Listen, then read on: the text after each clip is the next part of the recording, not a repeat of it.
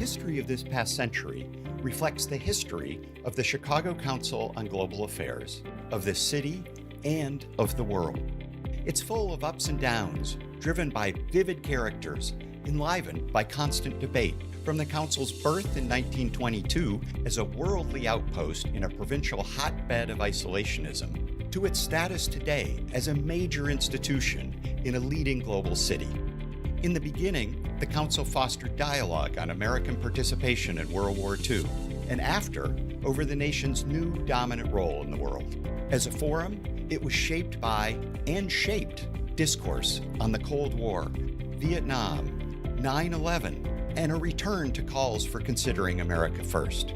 Speakers featured on the Council stage include the men and women who define the century.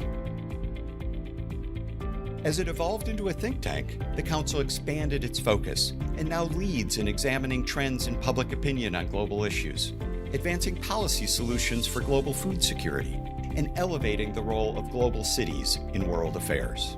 The world, Chicago, and the Council have changed over this past century, but our mission remains the same. We believe with access to fact-based and balanced views, you, the people in America's heartland and throughout this extraordinary nation, can help ensure effective U.S. engagement to support a more inclusive, equitable, and secure world. Join us. Be part of the conversation. Together, we can shape our second century.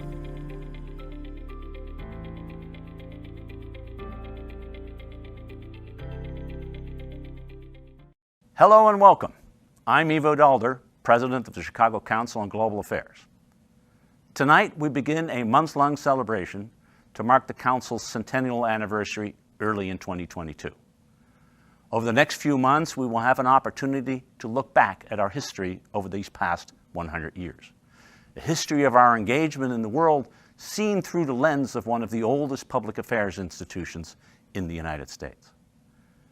While much has changed in those 100 years, the fundamental purpose that prompted the formation of the Council back in 1922 is still essential today. Then and now, the Council has helped people understand what is happening in the world and why it matters to them. Founded on the idea of countering isolationism within the growing global city of Chicago, the Council still aims to share with the public the importance of staying involved in world affairs. To explore the connections between then and now, we are launching a 4-part series entitled A Century of Global Leadership. We will start this series with a deep dive into our own history, based on a new book of the Council that has just been published. We will also look at the rise and fall of isolationism in the interwar period, at the Cold War and its aftermath, and we'll take a special look at the role of women as global leaders. This series is made possible by the incredible generosity of our sponsors, an engaged and diverse group of supporters who are committed to ensuring everyone can participate in the global conversation that affects all of us. We're grateful for their persistent and unwavering support. The full list of sponsors is available on our website, and I hope that you will all consider investing in our work as we look forward to our next century. Tonight, we'll be sharing stories from the Council's very own history, how it has guided Chicago's view of the world, how the world has engaged Chicago, and how our own national history over these years has been shaped by the Council itself. We're pleased to have with us two people who have lived and thought a good deal about the history of our city and of our Council. Richard Longworth, a distinguished fellow at the Council, has devoted his journalistic talents to write a superb history of the Council entitled Chicago and the World. With his keen reporter's eye, he combed the archives and interviewed scores of people to tell a vivid tale of the Council's 100-year history and the historical events that shaped its work for a century. For many years before his association with the Council, Dick was a foreign correspondent and reporter at UPI and the Chicago Tribune. He's won the Overseas Press Club Award twice, and he was a 2-time finalist for the Pulitzer Prize. I want to give a special thanks to Bruce and Martha Clinton, Bob and Susan Arthur, Pat and Ron Miller, and to Adele Simmons for their generosity that made this book possible. Joining Dick today is another award-winning reporter, Carol Marin.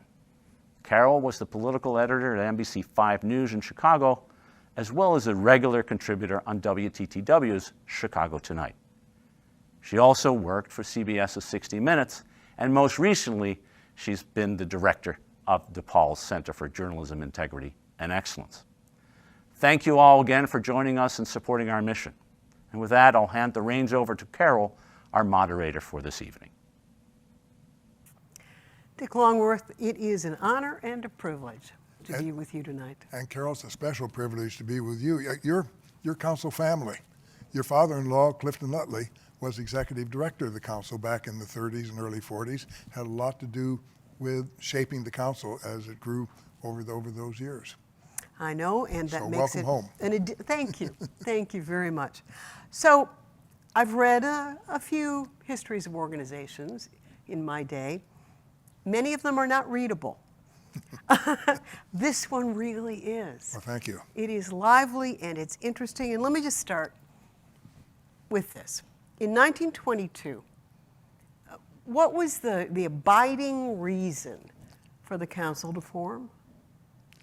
The abiding reason, I think, was that the world had changed. We were just coming out of World War I. The League of Nations had been formed and then vetoed by American membership and vetoed by Congress under an isolationist impulse. The Midwest was certainly, and Chicago was very isolationist. There was a feeling that we weren't getting information of the world, that suddenly, because of the war, we were suddenly tied into the world in a way that we hadn't been before, and we ought to know about it. And we weren't finding out about it. There are people in town who were worldly, who wanted just simply to know more about what was going on in the world in some depth. And so that was the impetus behind founding the council. Colonel McCormick, the sign of the Tribune, was well-traveled, worldly, but he was an isolationist. Definitely was. And yet, in an interesting way, he considered hiring really good reporters, but he viewed them as ambassadors to the world, not necessarily as reporters. And he wasn't too keen on the council, was he? Council lore pretty much has it that the council was formed to do battle with Colonel McCormick, and that's not true. The colonel and the council really did see the world in different ways, but the original purpose for the council was this educational function. It wasn't until the 1930s and leading up to American participation in World War II where the council and the colonel really did battle, and that got quite fierce. How did that battle go? In the end, the council position prevailed. The colonel's position, like a lot of isolationists, is that war in Europe was somebody else's war. We had fought World War I. We didn't want to do it again. The problems across the ocean weren't our problems. Let's stay out of it. The council's position is that this was a war for democracy. This was a war for the kind of civilization that included the United States, and the United States had a stake in this battle. This was a point that your father-in-law, Clifton Nutley, really pushed very, very hard. To the point, the council's position has always been that it's nonpartisan, that we don't take sides. Well, on this one, we really stretched that nonpartisanship to the limit. There was an organization called the Committee to Aid the Allies, not to actually go into the war, but to send arms to the Allies, which was illegal under the Neutrality Act in those days. And a chapter was formed here in Chicago because it was felt necessary, Chicago being this bastion of isolationism, that the voice of interventionism and cooperation be heard. Clifton Nutley was while being the executive director of the council, was the first publicity director for this council, for this committee, and he set out and he recruited Adlai Stevenson, who was the president of the council, president of the council board, to be the president of this committee. So you had the council, which was nonpartisan, and you had this committee, which was extremely partisan on this, pretty much run by the same people. The colonel made the point that there was great conflict of interest there, and he was right. But this was a battle that continued right up until Pearl Harbor. So you raised like 3 or 4 different things I want to grab all at once. So one of the things I recall with Clifton Utley was when he died and when his wife, Rain Utley, died, and the Trib would call me to put together the obits, there was nothing in the files because Colonel McCormick had said the name would never appear in his newspaper again. So that was interesting to me. But Utley... But how did that break down? Eventually, that UCAS broke down. It broke down because my brother-in-law hit a home run or something, and they had to cover it from the University of Chicago as a baseball score. But that was it. So some sports writer broke the fatwa here. Yeah, that's right, broke that. But it was controlling the news, which Colonel McCormick managed to do a lot of the time, right? Right. And so his isolationism in the pages of his newspaper pretty much prevailed, or did it? Did reporters rebel against him? Not much. I think he was paying the paycheck, and no, they went along with it in those days. Not only reporters, but photographers. Adlai Stevenson used to say that the colonel would send Tribune photographers over to council meetings to show empty chairs, if there were any. And then the Daily News, which was more on the interventionist side, would send photographers to show the full crowd. Full crowd. As Stevenson said, I was a dirty dog in the Tribune in the morning and a shining hero in the Daily News by night. In your book, you talk about Midwesterners being ignorant largely of foreign affairs, right? And yet, I'm curious how we square the fact that if there was this lack of interest, how thousands of people packed council events when there were key leaders coming to address the council. There obviously was a hunger and a thirst somewhere in this land. Yeah, these were people who weren't getting information, who were ignorant on this, didn't want to be ignorant. They wanted to hear about it and hear it with these council meetings. And you're right, in the days leading up to World War II, crowds of 2,000, 3,000, 4,000 people were not uncommon. And then the council started broadcasting its meetings and reaching audiences around the Midwest of some 200,000 people. The council in those days took it upon itself really to educate Midwesterners and Chicagoans about what was going on in Europe, about what was leading up to the war, about the plight of Jews in Europe before this became general knowledge. Speakers like Edward R. Murrow and other correspondents came. Ambassadors like William Dodd came. We had the top people came in and people poured out to hear them because this was news from the front and they really wanted it. Go back to this nonpartisan but neutral thing, because when I read it the first time and then when I read it, different chapters of this, it's a pretty hard negotiation to be nonpartisan but neutral, isn't it? I mean, was the council really indeed neutral? And was it nonpartisan? No, it is nonpartisan, but not neutral. The council believes in an openness to the world. It believes in an engagement to the world, a positive engagement. Since World War II and all the post-war years, it's believed in alliances. There are certain parts of foreign policy that are sort of the council's religion. There are things that we do believe that we foster. There's another side of the coin, the isolationist coin, that says we don't want to have anything else to do with the rest of the world. Or the exceptionalist side, which says the rest of the world is evil, so we're going to go out and fix it. The council tries to come down the middle of this, but it's a responsible, open approach to the rest of the world. And on that, we are not neutral. Nonpartisan, we don't endorse candidates.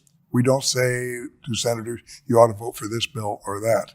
But isn't there a kind of de facto piece of this that if you believe in the rightness of a policy, it ends up sometimes hearkening on the Democratic or the Republican side? It hasn't been much of a problem until the Trump election. And suddenly we found there was an American foreign policy that really was pretty much opposite everything the council believed in and taught. And so, yes, that did stretch it. A lot of the programs were anti-Trump. The fact is, over the years, and it's odd, we've had a very hard time getting more conservative, more Republican speakers.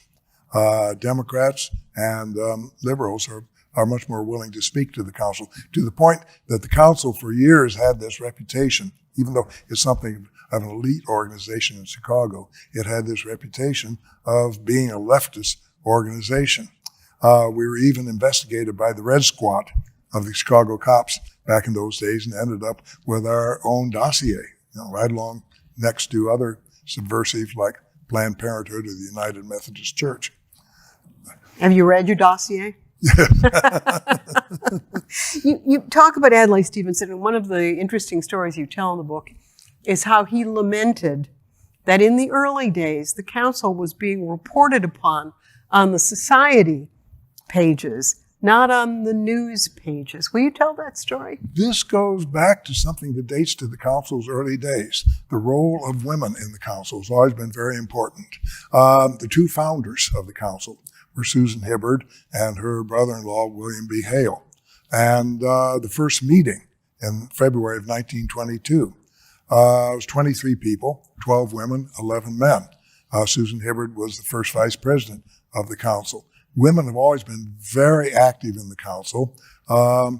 Louise Wright, who took over from your father-in-law in 1942, was the first executive director of any World Affairs Council in the United States. So women have always been very active. Granted, it did take something like 96 years before a woman, Leah Zell, became the chair of the board. But we have to think that the New York Council on Foreign Relations had to wait 50 years before it even admitted women to membership. But the thing was, a lot of the early meetings were in hotels like the Stevens, now the Hilton, and the Palmer House, and they were luncheons. And they were attended by the sort of people who could afford to spend 2 hours over lunch. They were very chic. They became society affairs, and they began to be covered more by the society pages, which newspapers had in those days, than by the news pages. And Adlai Stevenson noticed this, and it really got his goat.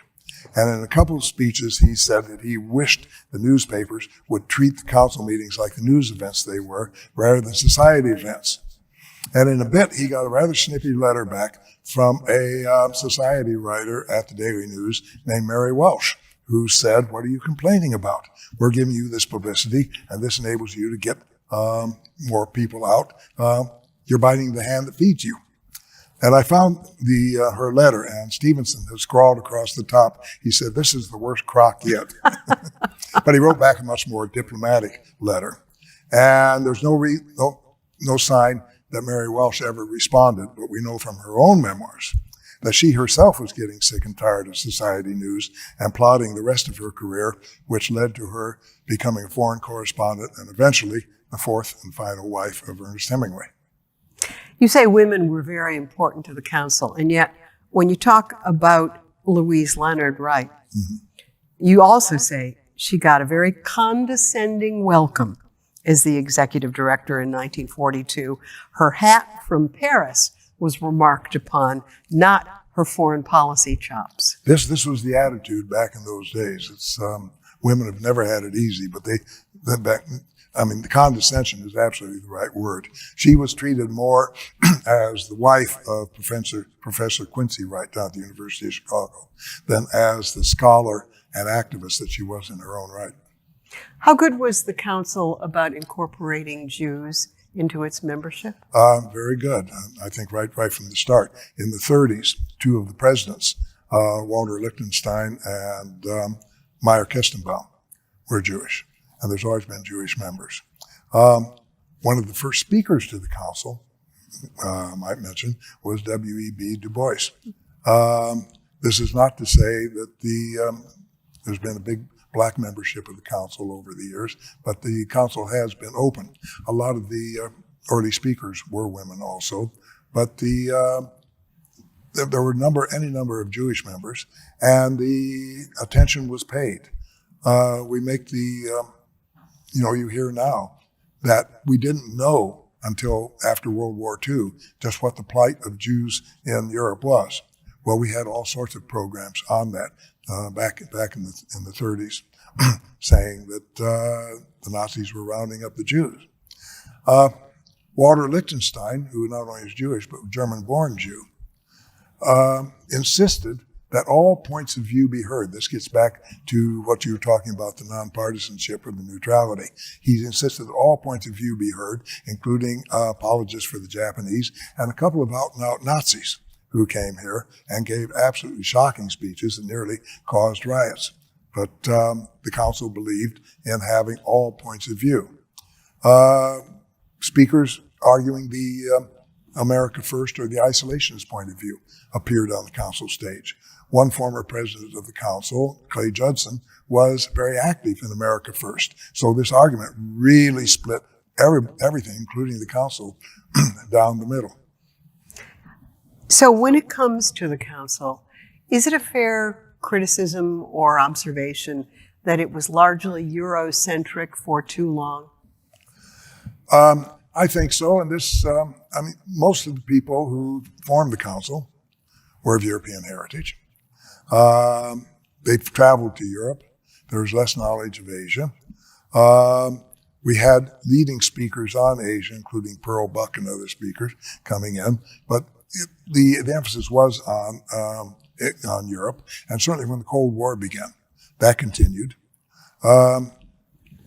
This swung quite a lot, of course, during the 1960s with Vietnam, when there were active debates on Vietnam on the council stage. But over the years, yes, the council, I think by virtue of its membership, by virtue of the nature of the Chicago population at that time, and most of the Midwest, did look more towards Europe. You had speakers who were utterly galvanizing, sometimes unexpectedly galvanizing. And one of those speakers that you talk about is Robert McNamara, who here he is the architect of Vietnam. He's assuring the American public that the war is a success, and then comes to the council and does what? I was there that night, so I remember that program. He had written a book which was a mea culpa, an apology, very heartfelt, heart-rending, over everything that he got wrong in Vietnam, how they really messed up Vietnam and the damage that it caused. And he was on the council stage. And I remember almost in tears talking about this, because he's practically destroyed by this knowledge, by the realization that he had known that the war was going badly and didn't stop it.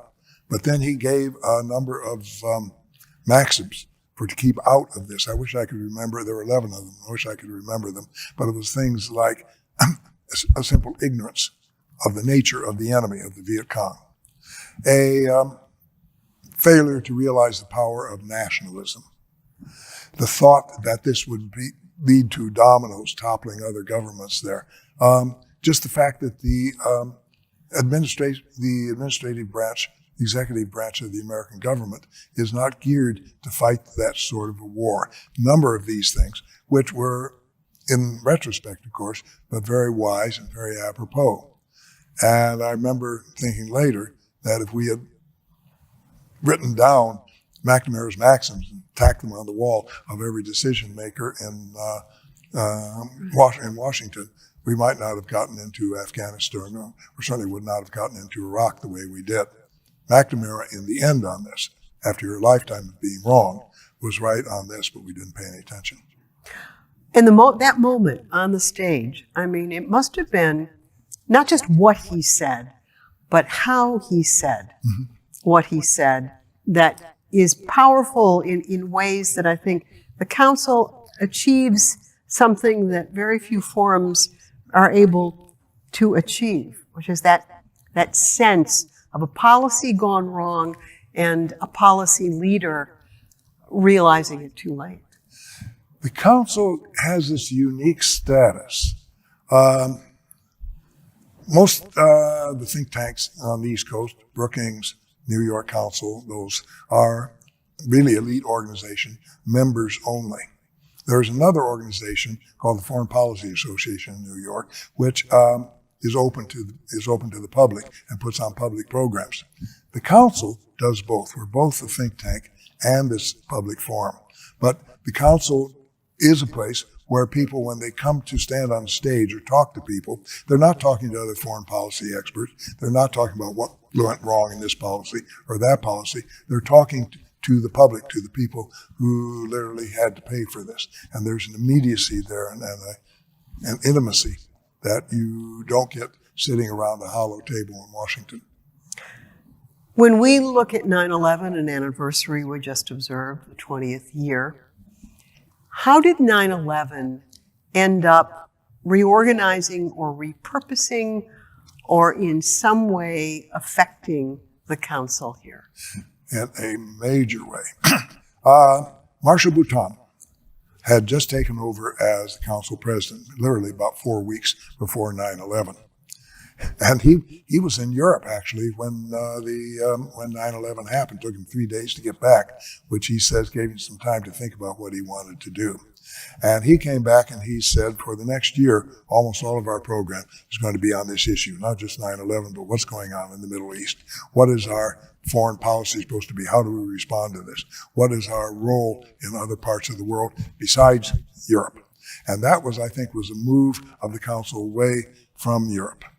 Marshall later, he himself was an Asia subcontinent expert, and he moved a lot of the council program much more towards China, much more towards India, a shift that served us well when the fighting in Afghanistan broke out. But 9/11 was the start of this shift away from this Eurocentric council policy to more of a look at the rest of the world, especially Asia and especially China and the growth of China. In the Midwest, in 2016, you'd argue that Donald Trump ran the board, pretty much. Yeah. And this question of isolationism seemed to move more into the area of nationalism, didn't it? Yes. And so where is the council?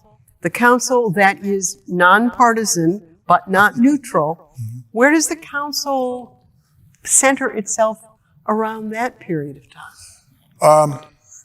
It's been very difficult, as it caused considerable soul searching. It was the people in our own backyard across the Midwest who had a lot to do with putting Donald Trump in the White House. Other parts of the country, the South and the Southeast, of course, were solid Trump. But it was states like Pennsylvania, Ohio, Michigan, Wisconsin that swung to Republican and put Trump in. And so this was our own people, our own neighbors here, pretty much jeering at what the council does for a living. And how do we respond to this? And we are still working on this. How much do we reach out to the Midwest? How much do we try to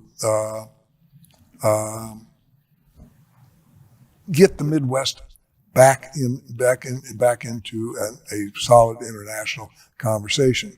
The council is still more of an elite organization.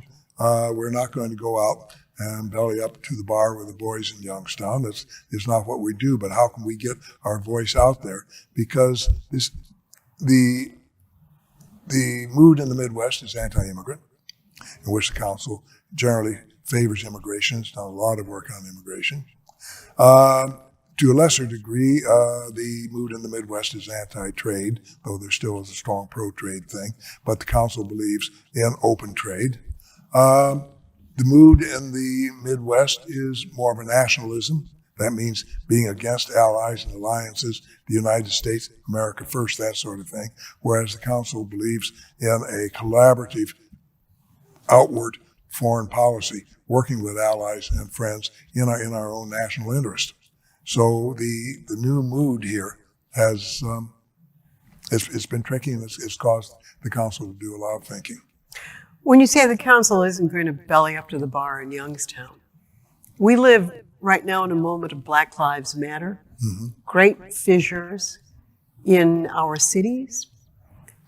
Is the council wide open, more so now than before, to the racial part of a discussion? Because race affects the world, not just the United States of America. How well has the council engaged in those kinds of aspects of discussion? Very positively, I'd say, and this is a change. In doing research for the book, I realized back in 1968, when Martin Luther King was assassinated, and cities across the nation burned, and good chunks of Chicago burned also, the council in those days literally paid no attention. I could not find any indication that we'd done any programming at all on this. I think the feeling was that this was strictly a domestic issue that had nothing to do with what the council did. Now, I was based in Moscow at the time, and I remember sitting around and watching Moscow TV, which was running the race riots here in the United States practically nonstop because it was a big propaganda coup. It really did affect our foreign policy, but this didn't dawn on the council in those days. Fast forward some years to the George Floyd murder, the reaction has been entirely different, with programming on race, on programming on the role of minorities, on looking at our own policies and hiring, in vendors, in programming, and just how the council copes with this new world. In this, obviously, we're not alone. The whole country is trying to figure out, how to cope with a world and a situation that we really didn't take as seriously in the past as we have. We've become much more diverse over the years. There's no question about that, and the programming has. But focusing on the racial situation here in the United States, no, we're doing much more of that now than we used to. The council's audience. How would you describe the council's audience then, today versus back then? Back then, I would go to meetings in places like the University Club, which was a little stuffy. And I'd be the youngest person there generally. It was rather stuffy. Marshall Bouton, again, changed this a lot, I would think. He brought in, just changing in the programs, talking about the Middle East, talking about what was going on in the Middle East and in other countries and in Asia, tended to bring in an audience that was less European, that was younger certainly. A lot of students, we reached out to students to bring them in to try and diversify the audiences as much as we could, with considerable success, I would say. We have other programs. The Young Professionals is one in which we try to bring in younger members, and the Emerging Leaders, which is an invitation-only selection of people like that. Two members of Congress, Sean Costin and Rajesh Krishnamurthy, are both graduates of the Emerging Leaders program. But these trying to bring in a more of a diverse group there to talk about these. So the council is very aware of this. Like a lot of older organizations, it struggles with its history, it struggles with doing this, but it's struggling in the right direction now, I'd say. You write in the book that the council was very big on getting presidential candidates, but not so hot on getting actual presidents to show up. Why was that? It's hard to get presidents. I mean, I would say the New York Council might have had a couple more. Well, the New York Council has this special status, and this has been something that we've battled against over the years. We did start life as the Chicago Council on Foreign Relations, and the name was changed in 2006 to the Chicago Council on Global Affairs for a number of reasons, but one reason was we were tired of being confused with that other outfit in New York. But New York is closer, and New York does have this cachet of being a place that sets foreign policy. To a good degree it does. It was formed after World War I, mainly because the United States didn't have a foreign policy, and it was left up to this New York organization to form this. So it has this special status. Now, we have got a lot of presidents who came as candidates or as ex-presidents. Among the speakers that we had who spoke against involvement in World War II was Herbert Hoover, who spoke on that. But we have had only two sitting presidents who have spoken to the council directly. The first one was Jerry Ford back in the mid-'70s, and the second was Barack Obama, who spoke to a council program in Washington. Obama has also spoken to the council 3 other times as a candidate, but once as president. Joe Biden's been here, and Biden is a guy who has foreign policy chops, Yeah. correct? Yeah. And so how was he received here at the council, and what did he have to say when he came? Well, he's been received very well, and he should be glad to come here because we kind of got him on his way in foreign policy. Shortly after, Even though you're nonpartisan, No. but not neutral? Nope. This was in 1972, I believe. He was newly elected senator. And we used to run something called the Atlantic Conferences, which were usually held in cities, Europe or the United States, to bring together leaders and future leaders. John Riley, who was running the council at the time, was a real talent scout, and he spotted some of these. He spotted Helmut Kohl when he was about 38 years old and fairly obscure. Back about that time, he got a tip that there was this young senator we ought to invite named Joe Biden, who I don't think had ever been abroad before. So they invited him. This was one of the first international conferences he went to, and maybe we bent a twig there. Biden has been back several times to speak to the council. Most recently, after he stopped being vice president, he spoke to an overflow crowd at the Palmer House. I'm sure we'd like to get him back again. I'm sure you would. Oh, yes. Well, you've got a talent scout out there to kind of rustle him in, don't you? We're working on that. The council went broke twice. I found that a fascinating little detail. How's the council doing financially? Council's doing fine now. Back in those, did go broke twice. First time was with the crash in 1929. Everybody went broke, and they just had to cut back on its programming. They got back on its feet. The second time was at the end of the 1950s. There was an executive director named Carter Davidson, who was a former foreign correspondent, a broadcaster, knew a lot about broadcasting. He really got us into the television age. And we were on, did a lot of television programs, especially with Channel 11, WTTW. Put on excellent programs, but didn't pay a whole lot of attention on how to pay for them. And so by the time he stepped down in 1960, the cupboard was bare. We were practically broke. So they had to do something about it, and they went out and hired a man named Edmund Ager, whose only qualification, a former advertising man, and his only qualification for the job seemed to be that his wife was on the executive committee. But he came in and he spotted that the Civil Aeronautics Board forbade airlines from running charter flights. But membership organizations could run charter flights. Of course, this is a big deal now, alumni association, all this. But this was fairly new back then. So Ager got us into the charter flight thing, sponsoring trips to Europe for a couple $100 off the usual price. And the only hitch was you had to be a member of the council. Well, those memberships just flowed in, and the travel program made us so much money during Ager's time that by the time the CAB closed this loophole in the mid-70s, we had it financed a lot of what we did and financed it well into the 70s.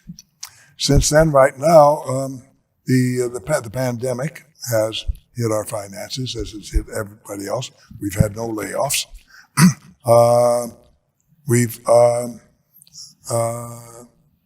But a lot of our funding comes from foundations.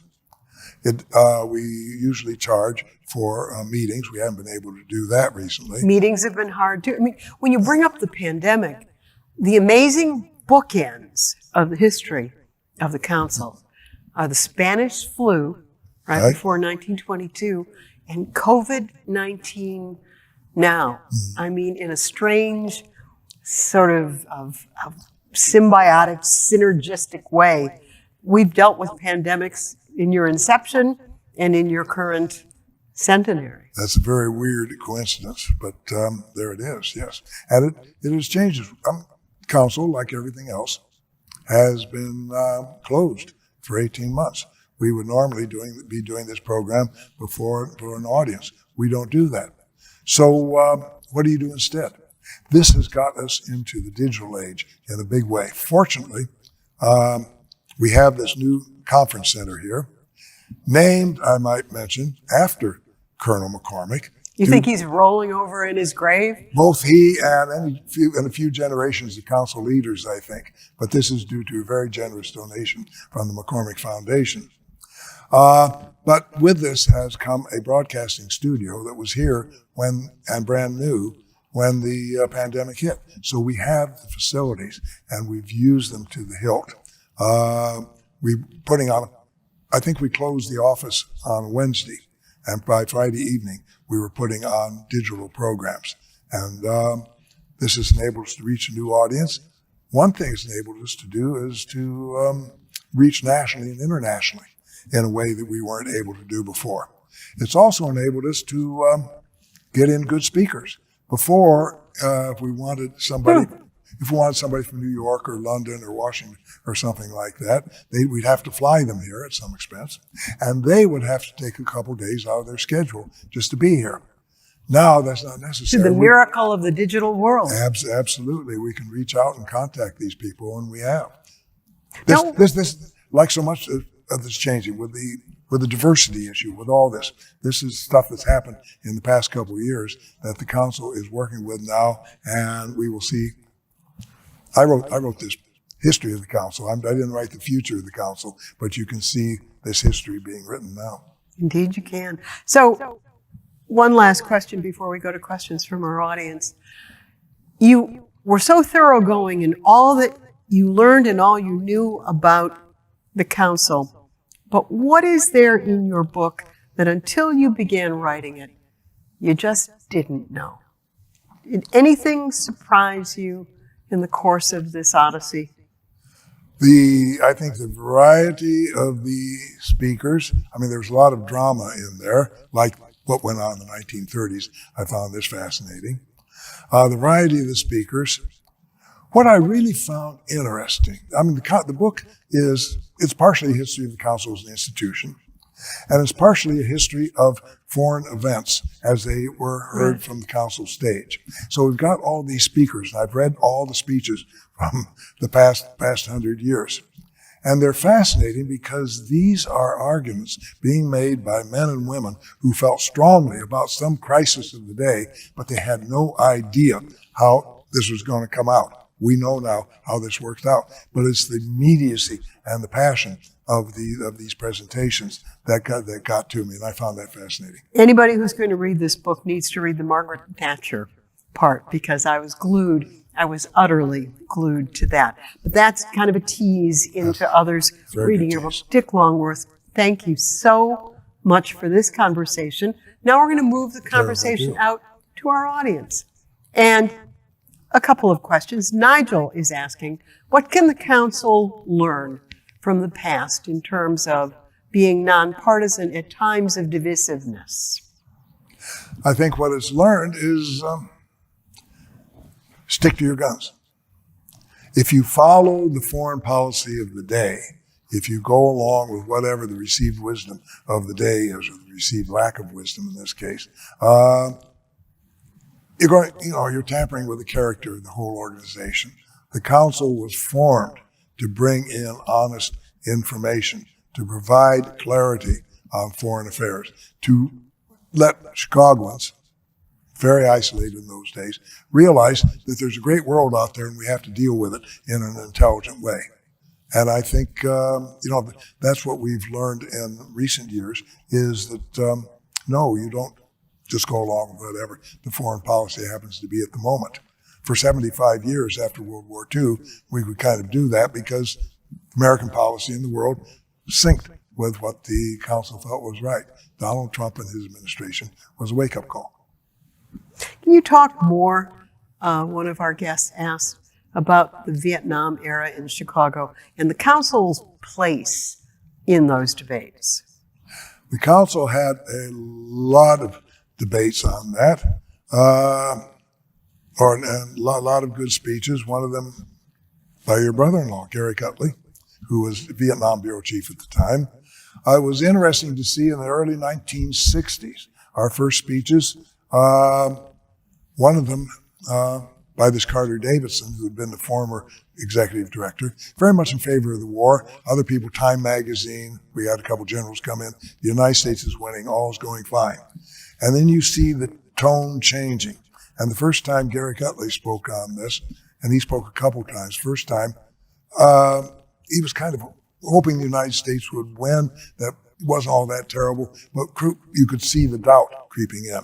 And then as the decade wore on, the speeches from people like Senator Morse and others, hotly opposed to the war. And then we had a fairly titanic debate between Zbigniew Brzezinski, who was he's always been an apostle for an aggressive foreign policy, and Hans Morgenthau at the University of Chicago, who was more of a restraint, more of the realist foreign policy, on whether the United States should be the world policeman or not. How important was it how important was Vietnam to our national security? What places were important to us? What did we have to learn about this? So the debates and the speeches through the 60s I found fascinating. Did the council miss an opportunity in building bridges to the Trump administration? No, we tried. We really tried. It was impossible. Dan Coates, who was director of national security, came here and spoke to a private dinner of the council. And that is the only Trump administration official we were able to get, not for want of trying, but they just did not want to come here. They didn't see the point. I think they're allergic to organizations like ours. They're allergic to cities. I don't know, but no, it's not for want of trying, but we did not hear from them. And that's bad, because we should be hearing from both sides. But what can we do? Though to echo, I know in my years at WTTW Chicago Tonight, and during those campaigns, we tried desperately to get Trump election officials to come on, talk about the campaign, the managers, the delegates. And finally, one of them said to me after the election, "We were told not to talk to you." Okay. So I think it was not just the council that was being rejected. Has the council, this is another question, has the council's need to raise money ever conflicted with its nonpartisan position? No, we have a policy on that. And it's an ethics policy. A lot of organizations have the same, that we will take money from organizations. We very seldom take money from foreign governments, but we do take money from various organizations with their own, we know what their political persuasion is. Under what circumstance would you take money from a foreign government? I think we may have in the past, but very carefully. But the idea is, the whole point is, we will take money from you to do a project that you want done because you think that we will do a good job on it. But you have no say in how this is done. You do not have any input in this project. You don't get to read it before it comes out. We're glad for the money, but we are going to give you a good product, and that's the reward for your money. But this, you have to put this wall down to keep donors from writing your projects, writing your reports. Other World Affairs Councils and think tanks have gotten into trouble in this, so this is the reason for this policy. Another question, how representative has the council been of the wider Midwest? You and I were, before we even embarked on this, we're talking about who is really a farmer in Illinois, and they're pretty sophisticated people, though sometimes the two coasts don't see the Midwest in that way. How representative has the council been of the wider Midwest? Not as representative as it should have been. We were started back in 1922. We were kind of an alliance between North Shore grandees and the intellectual firepower down at the University of Chicago. And it remains that sort of an organization. Our members are people who are really deeply involved in foreign affairs, are very interested, and want a greater knowledge and thoughtfulness than they get on the day-by-day thing. Reaching out to the rest of the Midwest has been a problem. There are World Affairs Councils in other cities in the Midwest, some good, some not so good. We've worked with some of them, but reaching out takes time, it takes money, it takes an organizational structure that is very hard to come by.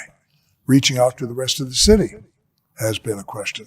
What do we do? How do we reach out to the West Side? in the How do you South go Side. to Englewood? Yeah. Or, right? Yeah, we've tried that. It is very hard. We are not a service organization, but that raises the question: what are we? What responsibility do we have? In the past, we've done work in schools, and I think there's a role that we could do there, because the whole city needs to know we live in a global city, and what goes on in this city is affected day in and day out by what goes on around the world, and the whole city needs to be brought in touch with that and realize that. Now we did a number of papers called Heartland Papers, which was on immigration, on biofuels, on the role of higher education in the Midwest. I did this book while I was here at the council on the Midwest, Caught in the Middle, on the impact of globalization on the Midwest. So we have tried to do this. We're working hard now on with old industrial cities, the old industrial cities around the Midwest and the old industrial cities in Western Europe, both of whom have declined for largely the same reasons, with somewhat the same impact, that is populism and a swing to the right in the politics. What do you do about this? What do you do about this? So another question, is being based in Chicago a strength for the council, or are we a little too out of the way for policymakers? It's a strength because we don't compete with the Brookings of the world or the New York Council. They are there, right there. They talk to each other all the time, and if you talk to them, you learn very quickly that all wisdom and all knowledge is locked up inside the Beltway, and what the peasants out there beyond the Beltway know doesn't count for anything. And our point is that all wisdom and all knowledge is not locked up in the Beltway, that we know an awful lot here about foreign affairs and foreign policy that, by God, the nation ought to hear about. Our voice should be heard when when policy is being made. In the Middle East, well, maybe not so much. We don't have a natural advantage on that. But in trade, in immigration, in global cities, in transport, these issues, these are big global issues. The pandemic, healthcare, that sort of stuff. We know things. We have experience. We have a voice, and the council sees it as its role to make this voice heard. In certain areas, like American agricultural policy towards the third world, especially in sub-Saharan Africa, we pretty much wrote the administration's bill on that, with some money from the Gates Foundation that wanted us to do a report that was adopted by the Obama administration and later by the Trump administration. And we have an office in Washington now that really does push these issues. Things that we know about, things that we have a comparative advantage. That's what we like to talk about. And if Washington doesn't hear us, they aren't getting the news. Well, that happens sometimes. Yeah, it does. So you talk about how important women were to the council, but one question that comes across the transom is, when do you think then we might see a woman lead the council?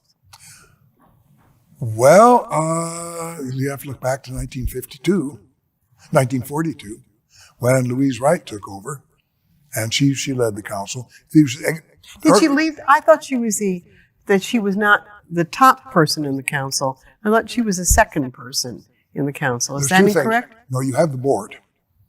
Back then, the board was called the executive committee, and then you had the council itself, and that gets confusing. So let me just say, you have the board on one hand, and you have the council here. You have a chamber. You have a chairman of the board. Leah Zell was the first chair of that board. And then you have the council, which is run on its day-to-day activities, and that's run by the president. Ivo Dalder is the president now. Louise Wright was the president back in those days. All right. Which does not really answer the question, when are we going to have another one? When are you going to have another one? I don't know. Not a bad idea. Not a bad, or has an African-American ever led the council? No, hasn't. And not a bad idea. Or an Hispanic-American? No. Asian-American? No. There's room for growth here. You said it. What decade, finally, do you believe was most transformative for the council, and dovetailing that into that decade, in fact, kind of a reason to be optimistic for the council in the coming century? 2 decades, I would say. One was the 30s, when your father-in-law ran it.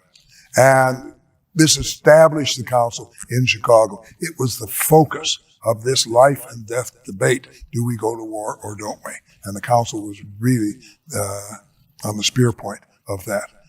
The second decade, I would say, probably would be the first decade of this century after 9/11, when the council expanded its view beyond Europe to take in Asia and also a lot of these issues, such as immigration, that the council hadn't dealt with before. And at the same time, expanded its staff, expanded its facilities, it grew in so many ways. This is not to say that everybody has contributed something to the council as they go through, but if you ask me to pick 2 decades. And based on all of that, just a yes or no. Are you optimistic about the next century with the council? Am I optimistic about the next century, or am I optimistic about the council? Let's try each one. Okay. Are you optimistic, I guess, for the council's work in the next century? Yes, I am. Because no matter what goes on, I'm not, it'd be foolish to be too optimistic about the next century. Looking back at what happened in the last century, since the council was formed, bad things happen. But the council, through all this, has a role to play. And it does have this nonpartisan, but not neutral. Not neutral. But not neutral stance. It has a lodestar here. As long as it follows that and does what it's in business to do, yes, I'm optimistic. Dick Longworth, Chicago and the world, it's been a pleasure. Carol, thank you. I wish I could see everybody out there, but I cannot. But thank all of you who've been watching from Zoom. We're so grateful.